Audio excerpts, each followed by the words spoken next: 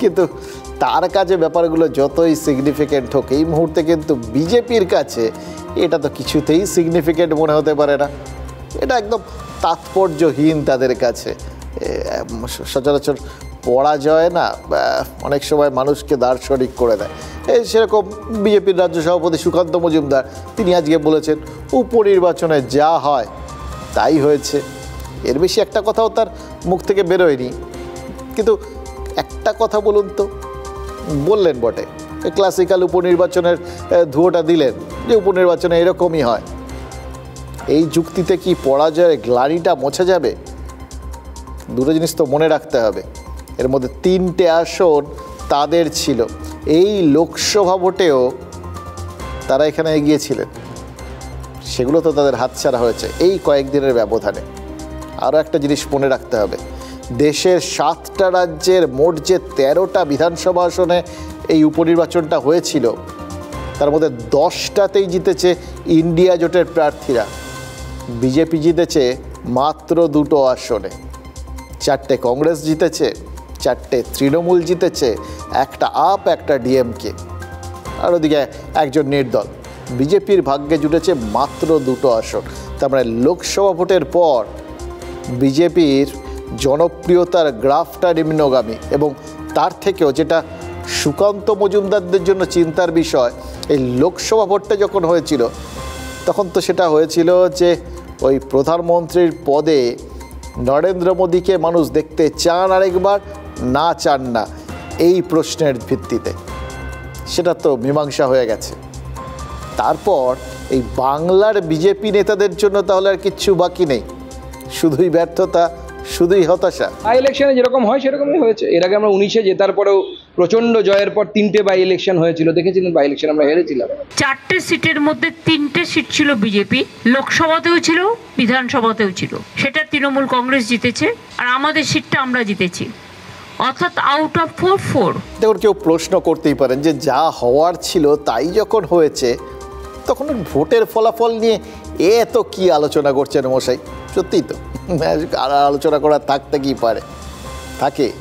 আলোচনা করছি কারণ সাম্প্রতিককালের উপনির্বাচনগুলো ট্রেন্ড আমাদের কিন্তু আলোচনা করতে বাধ্য করছে, জানেন তো। দেখুন, মুর্শিদাবাদের যখন সাগরদিঘিতে উপনির্বাচন হয়েছিল সেটা একদম অন্য একটা আঙ্গিক তৈরি করে দিয়েছিল বাংলার রাজনীতিতে। নতুন একটা মডেল সৃষ্টি হয়ে গেছিল, সাগরদিঘি মডেল। 68% ভোটার ওখানে সংখ্যালঘু। তা সত্ত্বেও কিন্তু এই উপনির্বাচনটায় জিতেছিল কংগ্রেসের বাইরন বিশ্বাস। হ্যাঁ, জেতার পর তৃণমূলে চলে গেছিলেন, সেটা পরের কথা। খাতায় কলমে আসনটা তো কংগ্রেস জিতেছিল। আরেকটা উদাহরণ, সুব্রত মুখোপাধ্যায়ের মৃত্যুতে বালিগঞ্জ কেন্দ্রে উপনির্বাচন হয়। সেই উপনির্বাচনে তৃণমূলের বাবুল সুপ্রিয় জিতেছিলেন। দ্বিতীয় হয়েছিলেন কিন্তু বামেদের শায়রা শাহ হালিম। বামেদের ভোট, বাম কংগ্রেসের ভোট এই উপনির্বাচনগুলোর থেকে ধাপে ধাপে বাড়ছিল, ট্রেন্ড তৈরি হয়েছিল। এই 2 উপনির্বাচনে যে ভোটটা বেড়েছিল সেই ট্রেন্ড এই 4 কেন্দ্রের উপনির্বাচনে কিন্তু ভেঙে চুরমার হয়ে গেল। বাম কংগ্রেস একটাও আসলে জেতা তো দূরের কথা, দ্বিতীয় পর্যন্ত হতে পারেনি। তার মানে ভাবুন, ধূপগুড়ি উপনির্বাচন থেকে যে নতুন ট্রেন্ডটা শুরু হয়েছিল, ধূপগুড়ি বিজেপির ছিল, উপনির্বাচনে সেটা তৃণমূল জিতে নেয়। ফলে একটা অন্যদিকে মানে শাসক মানে কোথাও গিয়ে একটা নর্মাল ইলেকশন থেকে ক্লাসিক্যাল উপনির্বাচন হওয়াটা ওই ধূপগুড়ির থেকে শুরু, সেই ধারাটাই কিন্তু কোথাও গিয়ে অব্যাহত রইল। এরপর বরানগর, ভগবানগোলা এই দুটোতেই তৃণমূল জিতেছে। আর আজ 3টে আসন বিজেপির থেকে ছিনিয়ে নিল রাজ্যের শাসক দল। অথচ ভেবে দেখুন, আবার ভাবুন, 40 দিনও হয়নি লোকসভা নির্বাচন হয়েছে। লোকসভা নির্বাচনের রেজাল্ট বেরিয়েছে 40 দিন হয়নি। এবার সেই সময় যেদিন রেজাল্টটা বেরোলো তার যখন বিশ্লেষণ হয়েছিল এই বিধানসভা ভিত্তিক, তাতে দেখা গেছিল কিন্তু ওই বললাম বাগদা, রানাঘাট দক্ষিণ আর রায়গঞ্জ বিধানসভায় বিজেপি এগিয়ে রয়েছে। তাহলে 40 দিনের মধ্যে কী এমন হলো যে বিজেপি পায়ের তলায় মাটি হারালো এই 3 জায়গায়? এই প্রশ্নটা তো জবাব খুঁজতেই হবে, তাই না? কারণ লোকসভা ভোট থেকে কিন্তু বোঝা গেছে এ রাজ্যে বিরোধীদের পায়ের তলায় মাটি সরছে। ছিল 19-এ 18, সেখান থেকে নেমে এসছে 12-এ। 6টা আসন, কম নাকি? এবার তারপর সেই ভাঙনটা উপনির্বাচনেও বিজেপি রুখতে ব্যর্থ, এটাই তো ব্যর্থতা। এবার রানাঘাট বা বাগদা এই দুটো কেন্দ্রের আবার একটা অন্য অঙ্ক ছিল, মতুয়া ভোটের অঙ্ক। এবং কি ধরা হচ্ছিল একটু খেয়াল করে দেখুন লোকসভা ভোটের আগের থেকে, যে মতুয়া ভোটে আসল তুরুপের তাস হচ্ছে সিএ বা এনআরসির মতো ইস্যু। এগুলো ভয়ঙ্কর প্রভাব ফেলবে। এইগুলো যখন একবার এই বিষয়গুলো চালু হয়ে যাচ্ছে, লাগু হয়ে যাচ্ছে সিএর মতো জিনিস, তখন এবার বিজেপি দারুণ সুবিধা পাবে। হ্যাঁ ঠিক, লোকসভা ভোটে বিজেপি ওই কেন্দ্রগুলোতে যেখানে যেখানে মতুয়া অধ্যুষিত সেখানে তার সুফলটা পেয়েছে, সিএর সুফলটা পেয়েছে। কিন্তু সেই ফ্যাক্টরগুলো এর মধ্যেই মানে 40 দিনের মধ্যেই ভোঁতা হয়ে গেল। বাগদায় তৃণমূলের মধুপর্ণা ঠাকুর জিতলেন, আর শুধু জিতলেন না, জেতার পরেই ঠাকুর বাড়িতে বড় মার ঘরের তালা ভেঙে মা মমতা বালার সঙ্গে ঢুকে পড়লেন মধুপর্ণা। হ্যাঁ, সব থেকে মানে সেই সুব্রত মুখোপাধ্যায়ের পর এত অল্প বয়সে কেউ বিধানসভায় পা রাখেননি। এবার মতুয়ারা জানেন যে ঠাকুর বাড়ির চাবি মতুয়া মহাসংঘের সভাপতি কেন্দ্রীয় মন্ত্রী ওই শান্তনু ঠাকুরের হাতে। এর আগে উপনির্বাচনে জিতে মধুপর্ণা কি এভাবে বড়মার ঘরের তালা ভেঙে ঢুকে রাজনীতির সেই বিশ্লেষণটাকেই পাল্টে দিতে চাইলেন?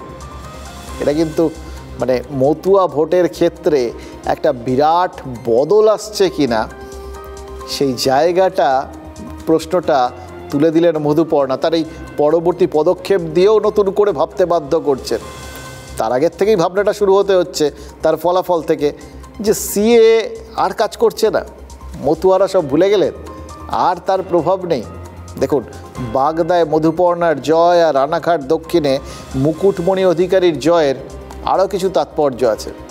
মধুপর্ণা ঠাকুরনগরের ঠাকুরবাড়ির মেয়ে, আর মুকুটমণি তিনিও মতুয়া সমাজের প্রতিনিধি। এই দুটো অস্ত্রই বিজেপির সিএ অস্ত্রকে ভোঁতা করে দিল। কিন্তু এটা তো নতুন কিছু না, এর আগেও লোকসভা ভোটের সময় তো এই অস্ত্রই তৃণমূল প্রয়োগ করেছিল, তখন কেন সেটা কার্যকর হয়নি? তাহলে সিএ লাগু করেও তার ক্ষীর যদি বিজেপি ঘরে তুলতে না পারে, দুটো দিক কিন্তু রয়েছে, আপনাদের বুঝতে হবে। এক, মানুষজন কিছু পেয়ে যাওয়ার পর মুখ মুছে ফেলতেই অভ্যস্ত। পাওয়া হয়ে গেছে, খাওয়া হয়ে গেছে, হজম হয়ে গেছে, ব্যাস গল্প শেষ, এবার যা করার তাই করব, এই বার্তাটা বিজেপি পেয়ে গেল। আচ্ছা, বার্তা কি শুধু বিজেপি পেল? এই ক্ষেত্রে এইটাই যদি বার্তা হয়, তাহলে তৃণমূলও কি কিছু বার্তা পেল না ভবিষ্যতের জন্য? এই যে লক্ষ্মীর ভাণ্ডার বা কন্যাশ্রী রূপশ্রীর মতো পাইয়ে দেওয়া বিষয়গুলো, সেগুলোও তার মানে যে কোনো সময় ব্রেক ফেল করতে পারে। এই শিক্ষাটা কিন্তু তাদের এই উপনির্বাচন থেকে নিয়ে রাখা উচিত, জানেন তো, মনুষ্য চরিত্র এটা বুঝে যাওয়া উচিত। যতক্ষণ দিচ্ছেন, যতক্ষণ পাচ্ছে, ওই পাবো, পেলাম, ওই মুহূর্ত পর্যন্ত, ব্যাস, তারপরেই মুখ মোছা। কেন আর কিভাবে এটা আবার তাদের ক্ষেত্রে প্রভাব ফেলবে সেটা আর আমরা বলছি না। দেখুন, এটা তৃণমূল আর বিরোধী নেতাদের ভাবার জন্য ছেড়ে দিন, আমরা তো জাস্ট বিশ্লেষণ করলাম আপনাদের জন্য।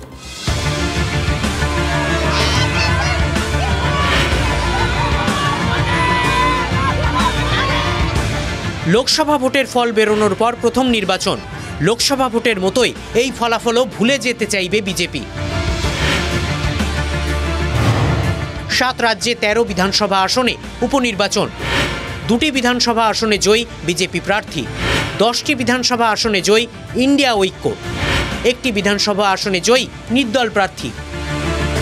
সারা ভারতবর্ষেও আমি শুনেছি যে বিজেপি পর্যুদস্ত হয়েছে, মানে দেশ জুড়েই ধাক্কা খেয়েছে বিজেপি। বাংলাতেও 3টি জেতা আসন খুইয়েছে পদ্ম পার্টি, মানিকতলা ধরে রেখেছে তৃণমূল কংগ্রেস। এর দুটো ব্যাখ্যা হয়। এক, ভারত জুড়ে যে বিজেপি বিরোধী হাওয়া বয়েছে তাতে দোলা লেগেছে পশ্চিমবঙ্গেও। আর 2, পশ্চিমবঙ্গে আরেকটু সরেছে বাংলার পদ্ম পার্টির পায়ের তলার মাটি। ইলেকশনে যেরকম হয় সেরকমই হয়েছে। তাই কি? কিন্তু ভোটের ফল তো সে কথা বলছে না।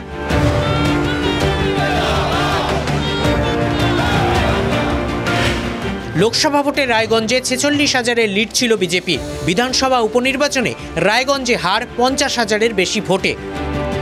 আর সেই জন্য 50,000-এর উপরে তৃণমূল কংগ্রেস কৃষ্ণকল্যাণী আপনাদের সামনে বিজয়ী হয়ে এসেছে। দলবদলু কৃষ্ণ কল্যাণী নিজের জেতা আসনেই আবার জিতলেন। লোকসভা নির্বাচনে পরাজিত ঘাসফুল প্রার্থী বিধানসভা উপনির্বাচনে জয়ী। তাঁর হাত ধরেই রায়গঞ্জে প্রথম ঘাসফুল ফুটল। রানাঘাট দক্ষিণেও দলবদলু মুকুটমণি অধিকারীর জয়। তিনিও রানাঘাট লোকসভার পরাজিত প্রার্থী।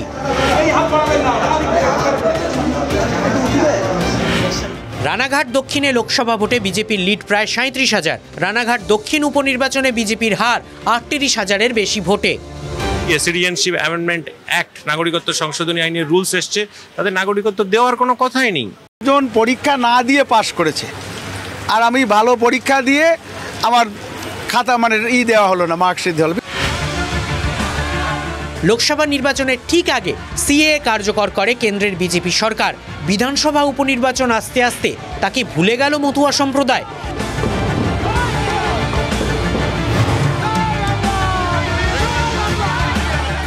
মতুয়া অধ্যুষিত বাগদাতেও তো ঘাসফুলি ফুটল। দলবদলু বিশ্বজিৎ দাসের ছাড়া আসন তৃণমূল প্রার্থী করেছিল ঠাকুরবাড়ির মেয়ে মধুপর্ণাকে। ঠাকুরবাড়িতে শান্তনু সুব্রত শত্রু গোষ্ঠীর নেত্রী তৃণমূলের মমতা বালা, তাঁর মেয়ে মধুপর্ণা। বাগদা লোকসভা ভোটে বিজেপির লিড ছিল 20,000-এর ওপর। বাগদা বিধানসভা উপনির্বাচনে বিজেপির হার 33,000-এর বেশি ভোটে। কনিষ্ঠ মানে মানুষের জন্য কনিষ্ঠ বয়স এখন আমার ম্যাটার করে না। এখানে সাধারণ জনগণ ভোট দিতে পারেনি, ছাপ্পা চলেছে। কলকাতার মানিকতলায় প্রয়াত সাধন পাণ্ডের শূন্য আসনে ভোট। বিজেপির কল্যাণ চৌবে মামলা করায় 2 বছর পিছিয়ে যায় উপনির্বাচন। যদিও জনাদেশে অনেক পিছিয়ে রইলেন কল্যাণ চৌবে।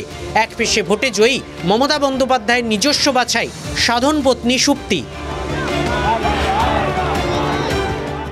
কর্মীরা কাঁধে কাঁধ লাগিয়ে করেছে, শ্রেয়া সাহায্য করেছে। মামলাতে যদি আবার আটকে যায় বিধায়ক পরিষেবা, সেটা সাধারণ মানুষের অসুবিধা হবে, কষ্ট হবে। মনে করি যে আমার ফ্যামিলি ব্যক্তিগত কারিশমাতে ভোট পায়। লোকসভা ভোটের ফলাফল বিশ্লেষণে দেখা গিয়েছিল শিক্ষিত শহুরে মধ্যবিত্তের ভোট কমেছে তৃণমূলের। মানিকতলা উপনির্বাচন থেকে সেই হাওয়াও কি ফের তৃণমূলের দিকে ঘুরে গেল?